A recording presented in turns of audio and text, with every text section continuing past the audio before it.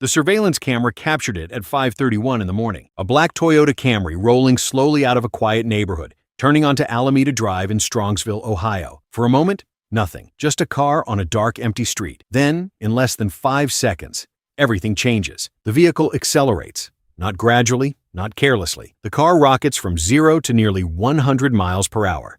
There are no brake lights. There is no hesitation. The car does not swerve. It does not slow. It aims with terrifying precision directly into the brick wall of the Plidco commercial building at the corner of Progress and Alameda Drive. The impact is catastrophic. Metal collapses. Airbags deploy across the entire cabin. The sound alone, investigators would later say, could be heard from blocks away. Inside that car were 3 young people.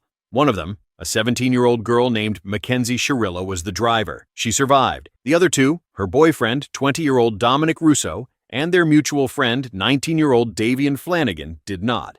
They were pronounced dead at the scene. And here is the thing that investigators could not ignore.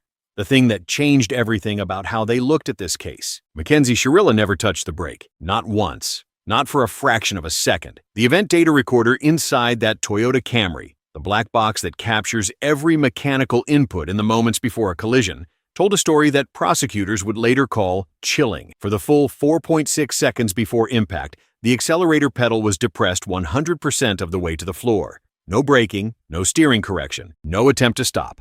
And investigators would discover something else. Something that turned a terrible accident into a murder investigation. This was not the first time Mackenzie Shirilla had driven down that same stretch of road. Days earlier, she had taken the exact same road. She had been there before. So the question that would consume this case, divide communities, generate millions of opinions across social media, and ultimately end with a judge delivering one of the most quoted verdicts in recent Ohio legal history, was this. Was this a tragic accident? The result of a medical episode and a teenage girl who simply lost control? Or was it, as prosecutors argued in court, a mission executed with precision with a single objective in mind? The mission was death. This is the crime files. No sensationalism, no exploitation, just evidence, just analysis, just the pursuit of truth. To understand what happened on the morning of July 31st, 2022, you have to understand who these 3 people were and what the weeks and months before that morning looked like. Because this case did not begin at 5:31 in the morning on Alameda Drive.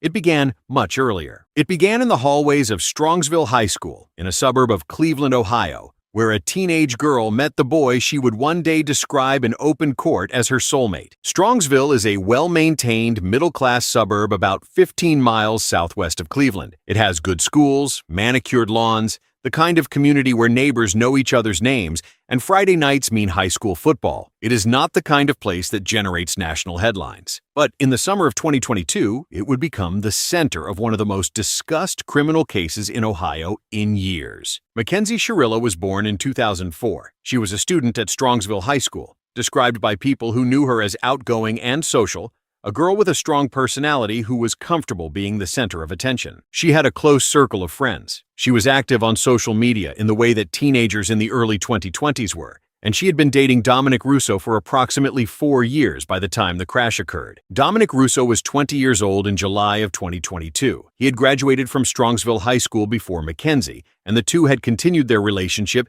even as he moved past his school years. By all accounts, Dominic was well-liked, described by friends and family as warm, doting, and loyal. His sister Christine Russo would become one of the most vocal advocates for accountability in this case, and his father Frank would make a statement after the verdict that surprised many people, a statement we will return to later. Dominic and Mackenzie had lived together for a period, and by the summer of 2022, according to testimony and records reviewed at trial, the relationship had been fracturing for months. Dave Flanigan was 19 years old. His friends described him as goofy, easygoing, the kind of person whose energy lifted whatever room he walked into. He had been adopted at the age of 8 by his guardian Jaime Flanigan, after his biological family struggled with drug dependency. He was a school athlete. By every account available, Dave Flanigan was a young man with everything ahead of him. He was not Mackenzie's boyfriend. He was not the target of anyone's anger. He was simply a friend who got into a car that morning, a friend who, according to the theory later presented in court, may have gotten in precisely because he sensed something was wrong and wanted to be there. Dave Flanigan paid for that with his life. Now let's go to the timeline.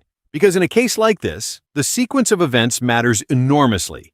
The timeline is the architecture of what happened. July 30th, 2022, the evening before the crash. Court records and testimony from witnesses established that Mackenzie Shirilla, Dominic Russo, and Dave Flanigan attended a series of social gatherings in the Strongsville area. At approximately 10:15 in the evening, the three of them were at a graduation party held at the home of a friend. By all witness accounts, the atmosphere that night was calm. Rosie Graham, a friend of the group who appeared in the Netflix documentary on this case, described the evening as peaceful. According to her account, there was no argument. There was no tension. She recalled Dominic stroking Mackenzie's hair as she rested on a couch around 3 in the morning. It appeared from the outside to be a normal night among young friends. Around 5 in the morning on July 31st, the three of them left together. Data from a phone application established the timeline of their departure. They left a friend's house at approximately 5:30 in the morning. Dominic's home was nearby. The logical route would have taken only a few minutes.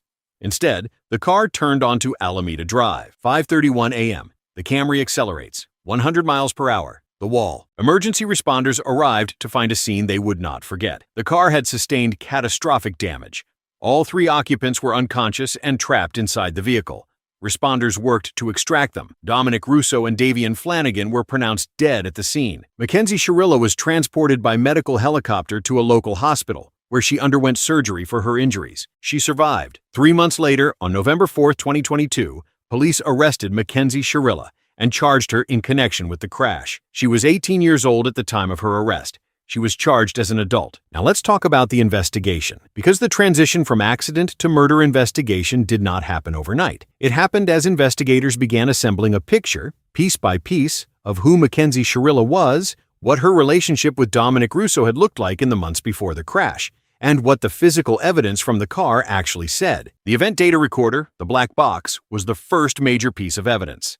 A certified forensic mechanic examined the data and testified at trial that in the 4.6 seconds immediately before impact, the accelerator was being pushed to 100% of its capacity.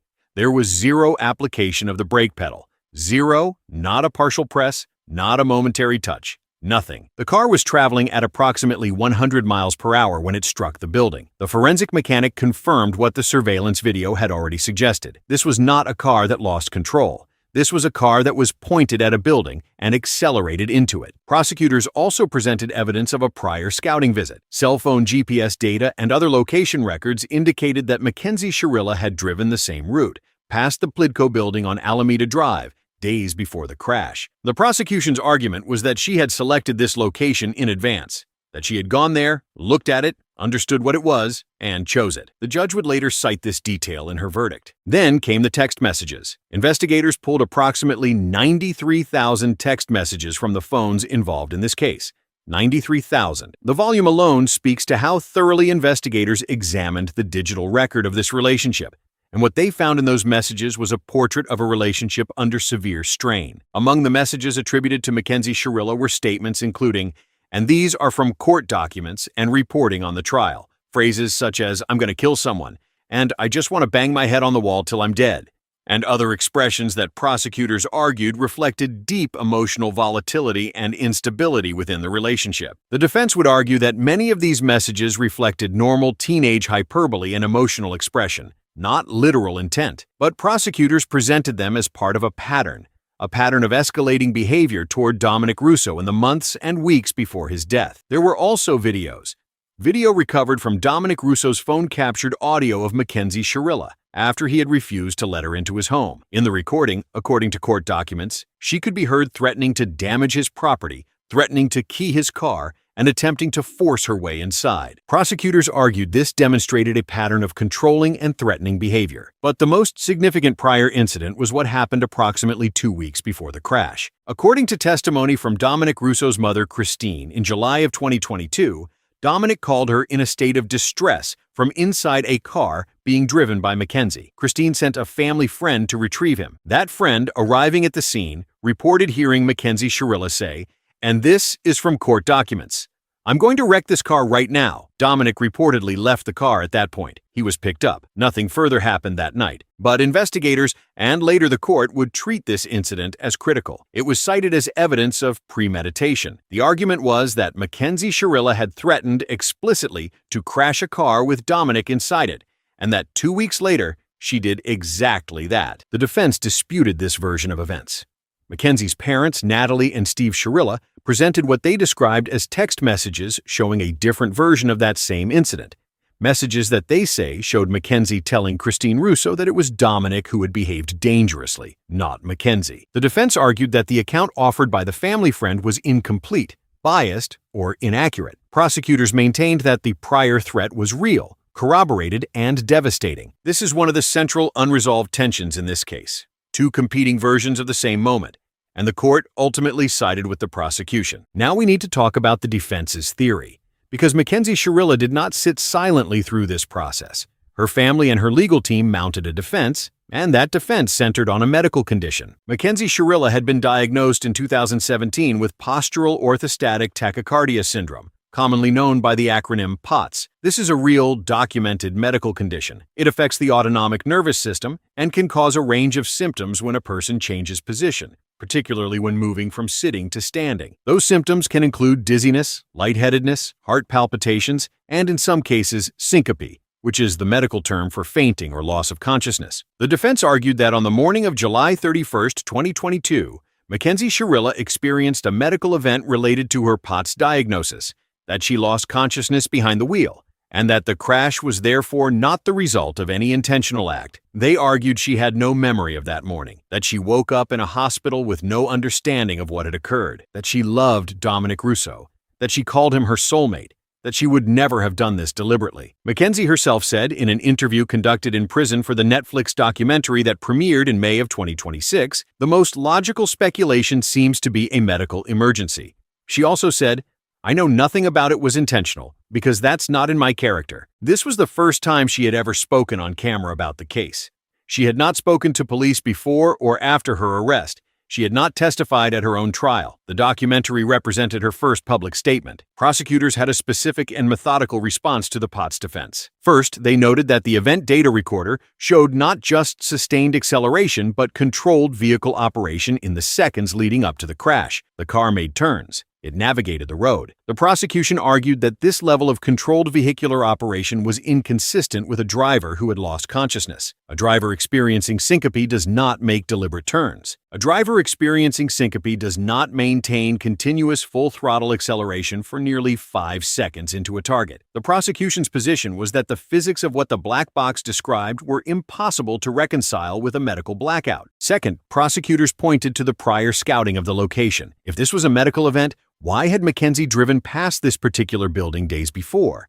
How would an unconscious driver have ended up at a location she had visited in advance? Third, they pointed to the prior threat. If this was a medical event, what was the significance of having explicitly threatened 2 weeks earlier to crash a car with Dominic in it? The defense countered that these circumstances were coincidences or mischaracterizations, that the prior visit to the road could have many explanations, that the prior threat was distorted by a hostile witness, and that POTS is a genuinely unpredictable condition that could explain a sudden loss of control. They also argued that the judge, not a jury, was making the determination, and that a different finder of fact might have weighed the evidence differently. Mackenzie's parents additionally claimed that her original trial attorney had failed to present critical medical evidence that could have changed the outcome. They said the attorney had the medical records and the text messages and had not used them effectively. This would become the basis of a post-conviction relief petition, the procedural details of which we will return to shortly. The trial itself was a bench trial, meaning Mackenzie Shirilla waived her right to a jury and placed the decision entirely in the hands of one judge. That judge was Cuyahoga County Common Pleas Judge Nancy Margaret Russo, no relation to the victim's family. The shared surname is a coincidence that added an unusual dimension to a case already full of them. Judge Russo heard 4 days of testimony. She reviewed the surveillance footage. She reviewed the black box data. She reviewed the text messages and the videos and the testimony of the forensic mechanic and the testimony about the prior incidents.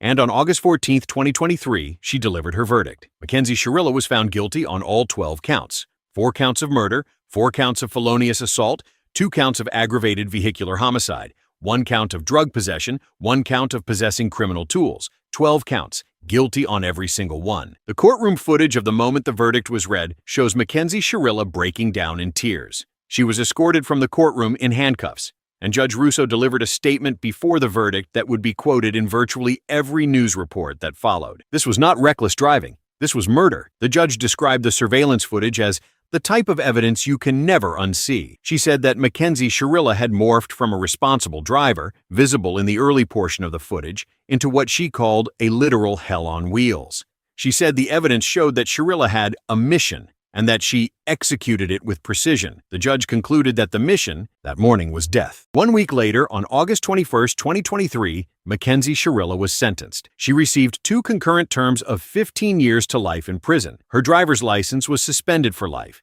She will not be eligible for parole until September 2037, according to Ohio prison records. Before the sentence was handed down, Shirilla addressed the court. She said, "I'm so deeply sorry. I would never let this happen or do it on purpose. We are all friends, and Dom was my soulmate. I wish I could take all your pain away. I'm so sorry." Prosecutors presented a different kind of detail at the sentencing. They told the court that in the immediate aftermath of the crash, while investigators were still sorting through the wreckage, Mackenzie Shirilla asked whether authorities could just suspend her license for 10 years. Prosecutors cited this statement as evidence of what they described as a shocking lack of remorse. 2 people were dead, and the driver was reportedly asking about a license suspension. Dominic Russo's family spoke at the sentencing. His sister Christine, who would continue to be a public voice on this case in the years that followed, advocated for accountability and expressed the family's grief. Dominic's father, Frank, made a statement that surprised many people. He said he did not support Shirilla spending the rest of her life behind bars. He said it was horrible for everybody, that he had lost his son, but that he did not want the rest of her life ruined either.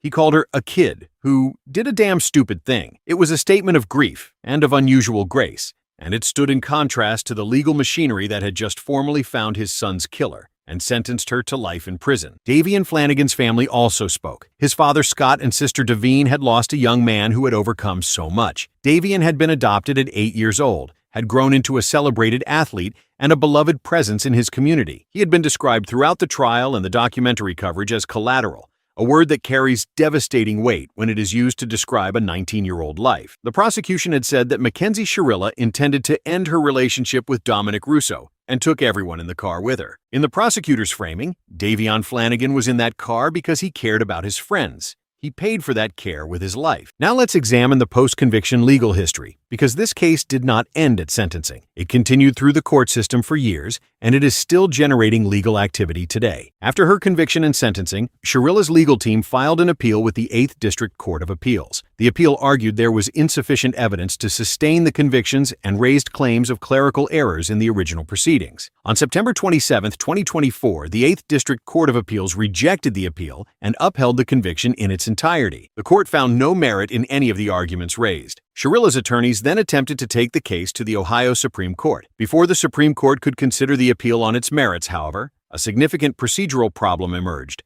Under Ohio law, a defendant has 365 days from the date the trial transcript is filed in their direct appeal to submit a post-conviction relief petition. Shirilla's petition was filed 1 day late.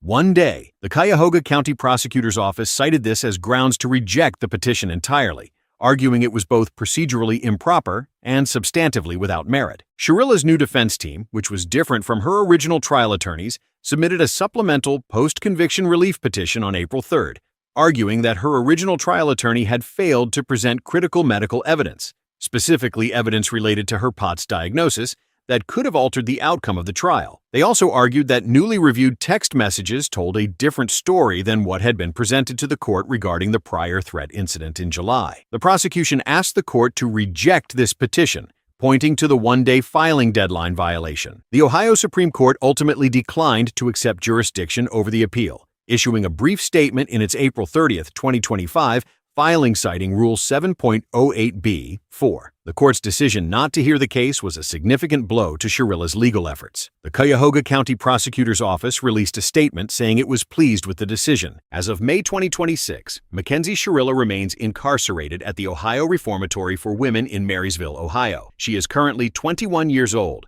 Her first parole hearing is scheduled for September 2037. She will be 33 years old. Her parents, Natalie and Steve Shirilla, have continued to publicly advocate for her innocence. Their belief that their daughter did not intentionally cause the crash has not wavered. They attribute the medical evidence to a genuine POTS episode and maintain that the original trial attorney failed Mackenzie by not properly presenting that medical case to the judge. They have been the most visible defenders of their daughter in every public forum, including in the Netflix documentary. That documentary, titled The Crash, premiered on Netflix on May 15, 2026. It was directed by Gareth Johnson and produced by Angharad Scott. The film includes surveillance footage from the crash, body cam video, courtroom footage, and interviews with the families of all three people involved in the crash, as well as prosecutors, defense attorneys, and friends of the group. Most significantly, it includes the first on-camera interview ever given by Mackenzie Shirilla herself, conducted in prison with her attorney present. The documentary generated enormous public attention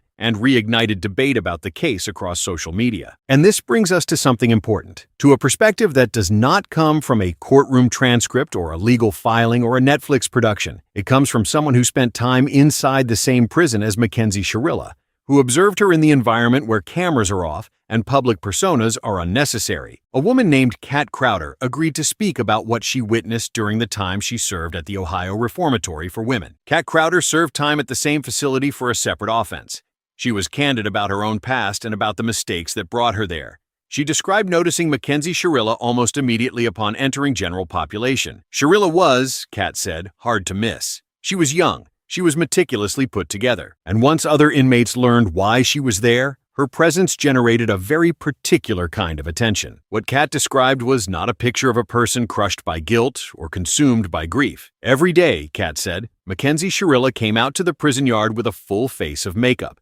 Her hair was curled or flat-ironed. Her clothes had been altered to fit better. She wore accessories, gems in her hair, the newest shoes available through third-party prison vendors, items sourced through commissary and family orders.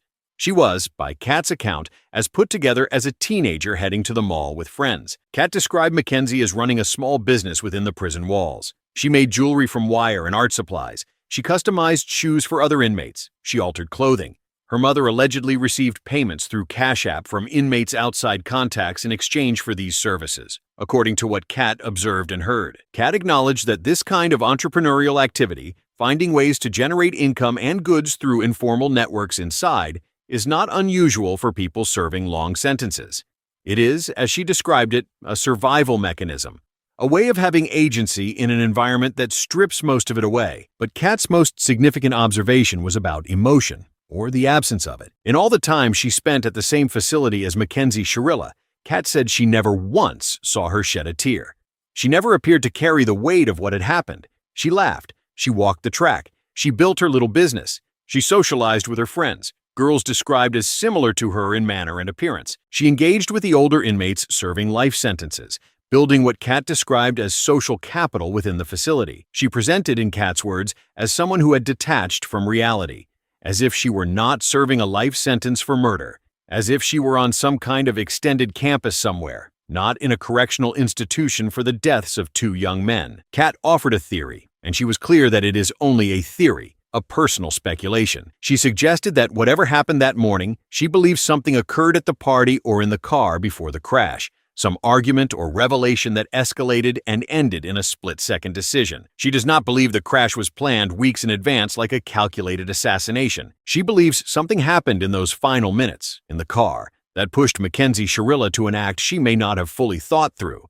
Kat speculated that Mackenzie may not have believed anyone would die, that she thought it would shake everyone up or cause minor injury, not kill two people. This theory is not presented as fact. It is the interpretation of one person based on limited information, but it is worth noting because it touches on one of the genuinely unresolved questions in this case, a question the prosecution raised but never fully resolved, not because the facts contradicted it, but because Mackenzie Shirilla has never spoken honestly about what she remembers, if anything. And that brings us to one of the most contested elements of this entire story. Mackenzie Shirilla, as we have noted, never spoke to police. She did not testify at her own trial. When she finally spoke on camera in the Netflix documentary, she maintained the same position she had always maintained, that she had no memory of that morning, that she believes a medical episode explains the crash, and that it was not intentional. But there are recorded jail calls.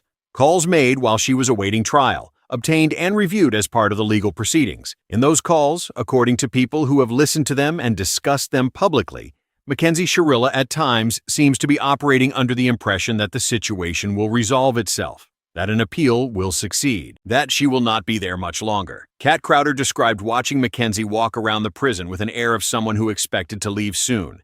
as if the 15 to life sentence was a temporary inconvenience rather than a legal reality. In one particularly striking jail call, a friend reportedly told Mackenzie that Dominic Russo was her guardian angel, and that they had her back throughout the process. The comfort extended to her, the language of support around her, painted a picture of a social circle that had organized around protecting and reassuring Mackenzie rather than reckoning with what had happened to Dominic and Davian. There was also a social media video that resurfaced in the days leading up to Mackenzie's sentencing hearing. The video, allegedly posted by Shirilla herself, contained what appeared to be a statement that drugs and narcotics did not have an effect on her. The timing of its resurfacing, immediately before she was to receive her sentence, added another layer of complexity to an already complicated public narrative. And then there is the question of what was in the car. Police found psilocybin mushrooms and a digital scale in the vehicle after the crash. All three occupants had marijuana in their systems at the time of impact. These facts were part of the charges, specifically the drug possession count and the possessing criminal tools count, which rounded out the 12 charges on which Shirilla was convicted. The prosecution did not argue that drugs caused or explained the crash,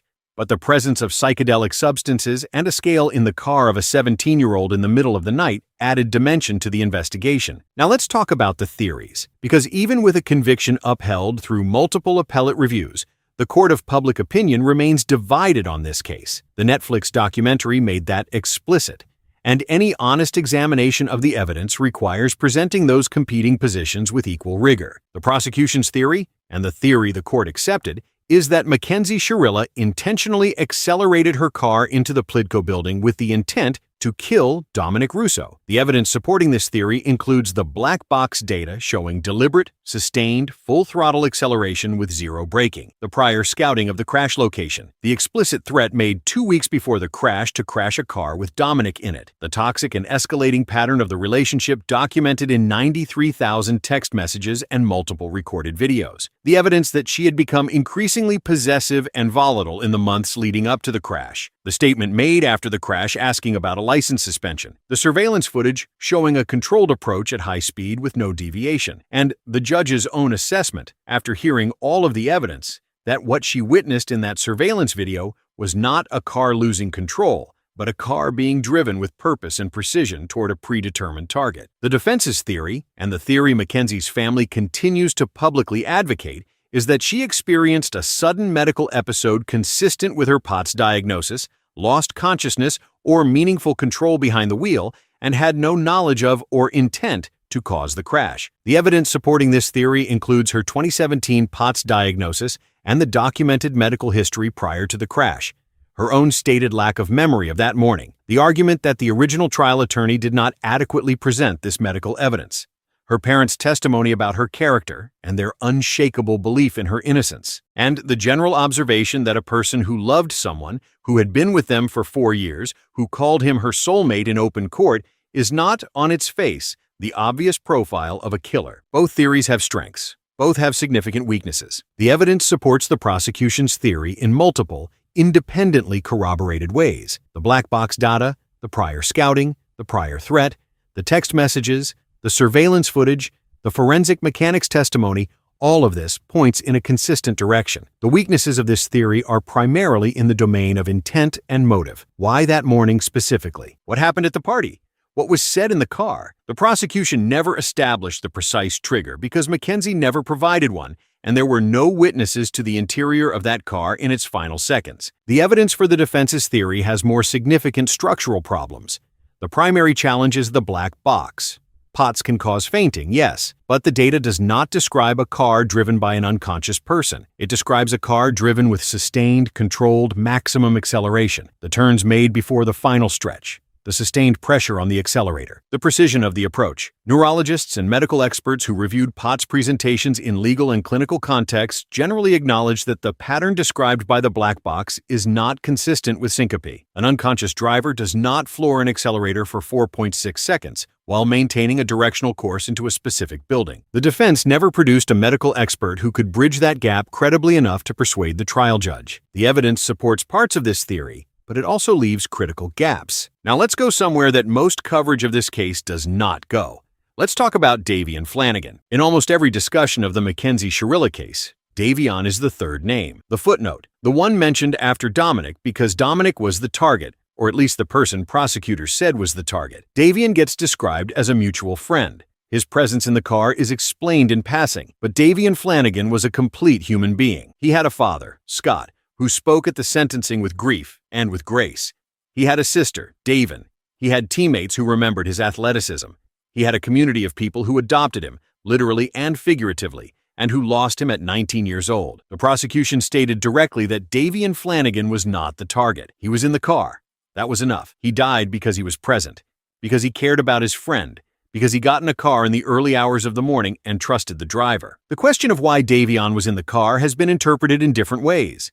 Kat Crowder, in her interview, offered the theory that Davian sensed something was wrong, that the dynamic between Mackenzie and Dominic felt unstable, and that he inserted himself as a potential peacemaker, a physical presence that might de-escalate whatever tension was building. This is speculation. There is no direct evidence of his state of mind in those final hours, but it is a plausible reading of the circumstances, and it carries particular weight because of who Davian Flanigan was described as being: a loyal person, someone who showed up for his friends. If that interpretation is correct, then Davian Flanigan died because he tried to help. Let's talk about what happened after the Netflix documentary dropped. The crash premiered on May 15, 2026.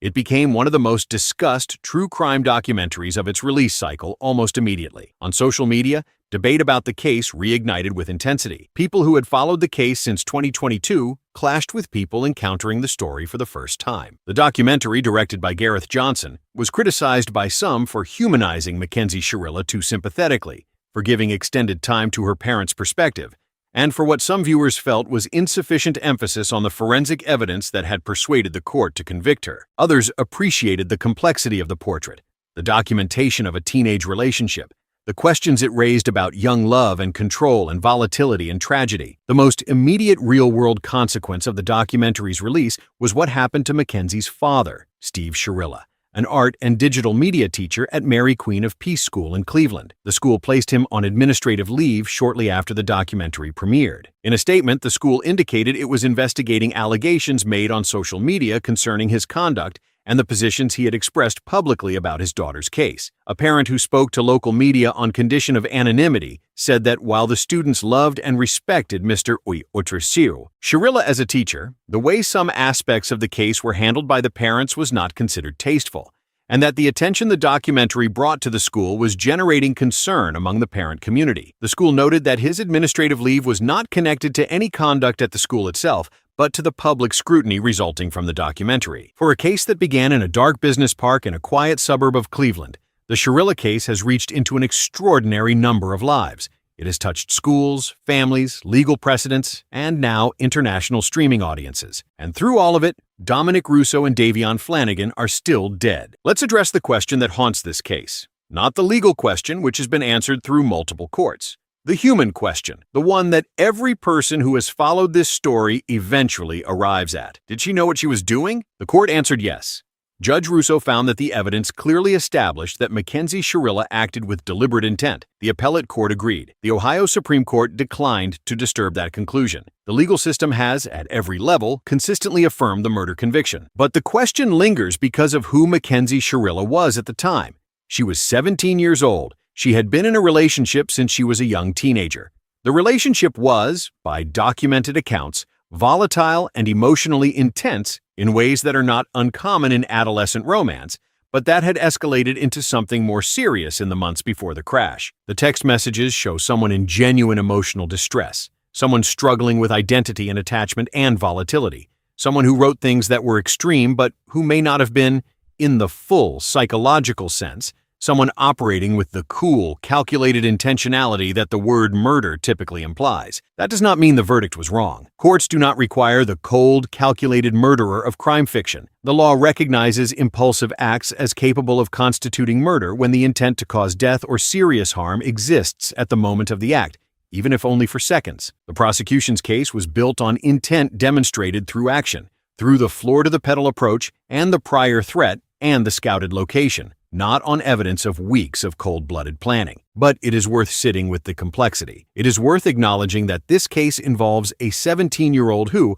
whatever her intent, had never been in a courtroom, who may have been experiencing genuine psychological distress in a relationship that by all accounts had become something neither Dominic nor Davian fully understood how to navigate either. That acknowledgement does not excuse what happened. 2 people are dead. 2 families have been irrevocably changed. Whatever Mackenzie Shirilla experienced, felt, or intended, the outcome is permanent. Dominic Russo cannot come home. Davian Flanigan cannot come home. And the families of those 2 young men continue to live with that every day. Christine Russo, Dominic's sister, has remained one of the most vocal voices seeking accountability throughout the post-trial period. She expressed relief that the truth, as she sees it, is being told, that the public is understanding what actually happened rather than the version of events presented by Mackenzie's family and defense. She has stated that she continues to seek justice for her brother and for Davian. Kat Crowder, who spoke to the host of Brian Anton's podcast in the interview that forms the basis of much of the eyewitness testimony referenced in this documentary, was encouraged by Christine and made a point of urging viewers to remember the victims' families, noting that every time this story resurfaces, whether through an appeal or a documentary or a podcast interview, those families have to relive what they lost. That is perhaps the most underreported dimension of high-profile criminal cases. Every revival, every documentary, every YouTube video, every social media debate means that a father who lost his son or a sister who lost her brother has to wake up on a Thursday morning in 2026 and see their grief turned into content. Dominic Russo's father, Frank, who offered that remarkable statement of reluctant forgiveness at sentencing, deserves to be able to mourn his son in peace. Davian Flanigan's father, Scott, who raised a child not biologically his and watched that child become an athlete and a loyal friend and a person of genuine warmth, deserves to be able to hold his son's memory without constantly being asked to perform it for the public. They deserve truth. They deserve accountability. They have received both, at least in legal terms. Whether that is enough, whether a verdict and a sentence can actually close something this open and this painful, is a question that no court can answer. Let's bring this to where it stands today. Mackenzie Shirilla is 21 years old and incarcerated at the Ohio Reformatory for Women in Marysville, Ohio. Her first parole hearing is scheduled for September 2037. She has been convicted of murder through 4 counts, and that conviction has survived direct appeal, review by the 8th District Court of Appeals, and declined review by the Ohio Supreme Court. Her post-conviction petition alleging ineffective assistance of counsel was filed 1 day past the legal deadline, complicating any further procedural challenge. Her parents continue to advocate for her and believe she is innocent. Her father has been placed on administrative leave from his teaching position following the release of the Netflix documentary. The documentary continues to generate public debate. The Ohio Supreme Court, in its April 2025 decision declining jurisdiction, effectively closed the main formal legal avenue available to Shirilla's current defense team. What remains, if anything, would require either a successful argument to the court on the post-conviction petition despite the procedural filing deadline issue, or some form of extraordinary relief. There is no DNA development pending. There is no new witness. There is no forensic breakthrough that changes the black box data. The evidence is what it is, and it has been reviewed at every available level by courts that have found it sufficient to sustain the conviction. The case, in legal terms, has reached a place of relative resolution, subject only to the distant possibility of parole in 2037. The unresolved element, the thing that will likely continue to drive public interest in this case, is the interior of that car in its final moments. What was said? What was felt? What decision, if any, was consciously made? That is something no court can fully establish. No documentary can fully reveal, and no interview from a prison cell can fully illuminate. It lives in the space between what the evidence shows and what the human mind actually experienced in those 4.6 seconds. If Mackenzie Shirilla remembers what happened, she has chosen not to say. And if she truly does not remember, then the truth of that morning died with the 2 young men who were in the car with her. That is what makes this case, despite its apparent resolution in the courts, remain open in the most human sense. Not legally open, emotionally open, permanently, painfully open for the people it belongs to. Not the viewers, not the subscribers, not the people debating it on social media, the families, the friends who were at that party the night before, the first responders who arrived at the scene, the investigators who had to go through 93,000 text messages to build a picture of a relationship that ended the way it did. For all of them, this was never just a story. Now, before we close this out, there is something you should know. If you have been following this channel, you know that we do not end with cliffhangers for the sake of engagement. We end with what the evidence actually tells us and what it leaves unanswered. And in this case, what it leaves unanswered is not a question about guilt or innocence as the court defines them. The court answered that. What remains is the question that no legal system is equipped to resolve. The question of why. Why that morning? Why that wall? Why with Davion in the car? Why, even if you accept every element of the prosecution's case, why does a 17-year-old girl who had been in a relationship for 4 years arrive at a decision, in the dark, at the end of a dead-end street, to push the accelerator to the floor? That is the question, and we may never have its full answer. If this case is something you want to continue following, subscribe to the channel and turn on notifications.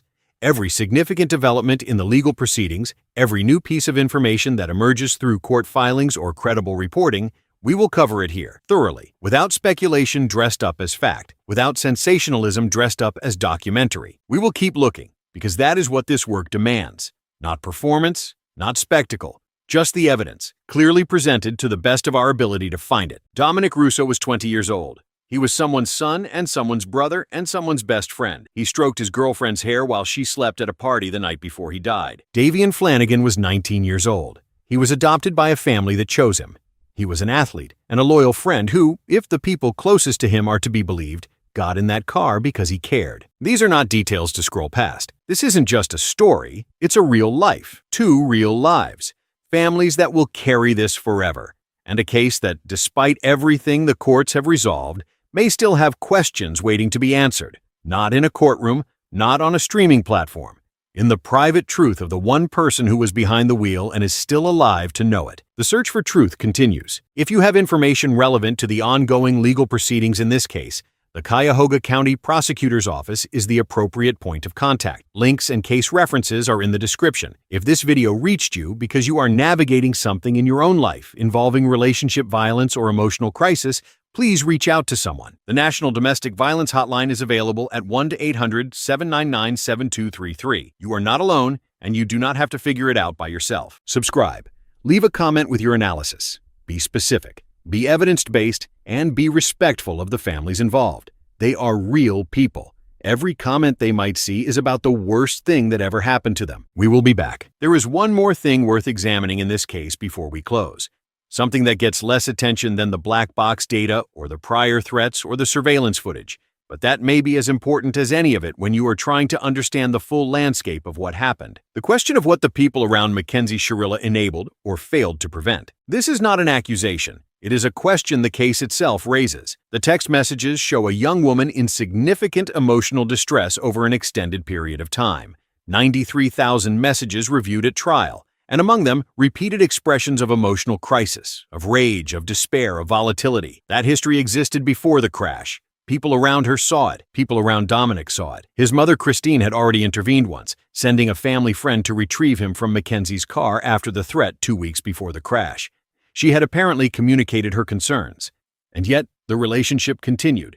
They were all together at a party the night before Dominic died, relaxed, with friends, his hand in her hair. That is not blame toward Christine Russo, who did everything she could from the outside of a relationship she did not control. It is an observation about how relationships that contain real danger can look, from the outside and sometimes from the inside, like something navigable, something that will work itself out. Young people in volatile relationships rarely believe they are in danger until the moment they are, and the people who love them often believe the same thing, or hope for it, right up until the moment that hope is no longer possible. This dimension of the case, the way a relationship deteriorates in stages that are individually explicable but collectively catastrophic, is part of why the crash generated the public response it did. Because it is not just a story about a car crash or a courtroom verdict.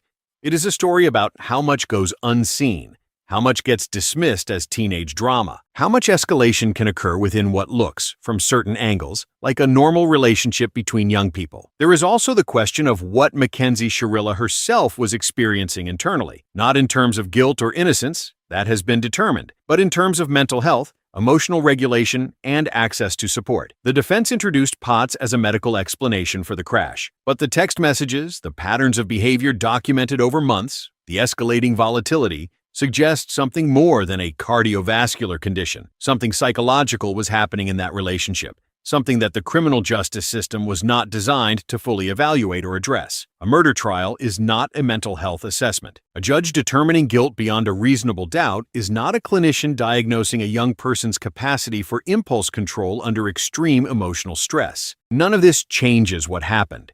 None of it returns Dominic Russo or Dave Flanigan to the people who love them. But it is worth asking, not to excuse, not to exonerate, but simply as an honest reckoning with a case that involves real human beings at every level. Whether the systems that were supposed to catch something this catastrophic had any real chance of doing so. The answer probably is no. Not because anyone failed dramatically, but because the mechanisms by which adolescent relationships turn dangerous are subtle, gradual, and resistant to external intervention until they are not. By the time the danger is undeniable, it has already become permanent. That is a hard thing to sit with.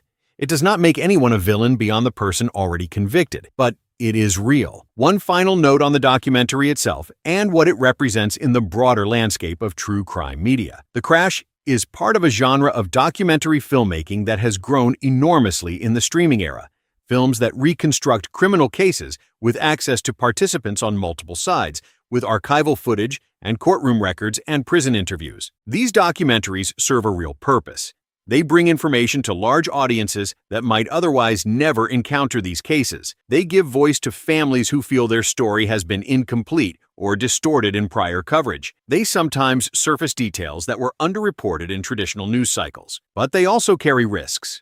The risk that presenting a convicted person's perspective extensively creates an impression of unresolved uncertainty that the legal record does not support. The risk that families of victims become secondary characters in a narrative that is ostensibly about their loss. The risk that the subjects of true crime documentaries, the real people whose real trauma is being examined, are not fully protected from the consequences of sudden mass attention. Steve Shirilla losing his teaching position after the documentary released is one example. Christine Russo having to re-engage publicly with her brother's death every time a new wave of coverage emerges is another. The true crime genre does not have clean answers to these tensions. It probably never will. The appetite for these stories is enormous, and it is not going away. The best that can be asked of people who produce and consume them is that they hold the human weight of what they are looking at, that they remember that the surveillance footage is not footage of a concept or a debate.